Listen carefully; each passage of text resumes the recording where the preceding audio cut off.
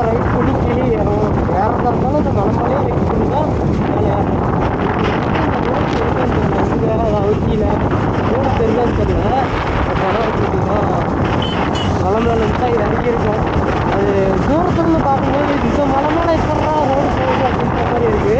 பட்டு சுற்றியும் இந்த செடி மரம் இதெல்லாம் மறைச்சிருக்குங்க ரோட்டை. இந்த மலை மேலே தாங்க வந்தோம். நினச்சி பாருங்கள், அங்கே ஒரு ஊர் இருக்குது, அந்த ஒட்டுற மாதிரி ஒரு ரோடு போகுதுங்க. நம்ம வரும்போது அதுக்கு தான் வந்தோம்.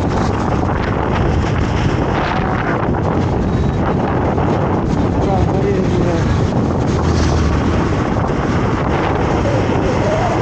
இப்போ முடிச்சுட்டு நம்ம வந்து பார்த்திங்கன்னா தேனிக்கு போயிட்டுருங்க. தேனிக்கு வந்து பார்த்திங்கன்னா 32 கிலோமீட்டர் இருக்குது.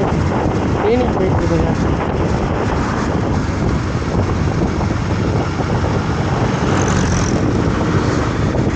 மூணாறில் என்ன இருக்குன்னா ஒரு 2-3 பிளேஸ் ஓகே அப்படின்ற மாதிரி இருக்குது. மற்றபடி மூணார் அப்படின்னா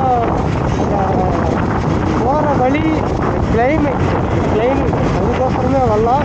ஒரு அட்வென்ச்சரான ஒரு பைக் ரைட் பண்ணணும் அப்படின்றவங்க கண்டிப்பாக அங்கே ஷீட் பண்ணுவாங்க. சரியான அட்வென்ச்சராக இருக்கும்.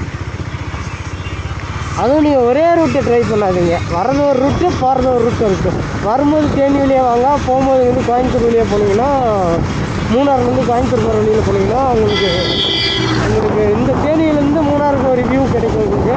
அப்புறம் மூணாறுலேருந்து கோயம்புத்தூர் போனீங்கன்னா அங்கே ஒரு வியூ கிடைக்கும். ஆனால் தரமாக இருக்கும் வியூ, வேறு லெவலில் இருக்கும். ஓட்டுறதுக்கு அட்வென்ச்சராக இருக்கும். ட்ரை பண்ணி பாருங்கள், நல்லாயிருக்கும்.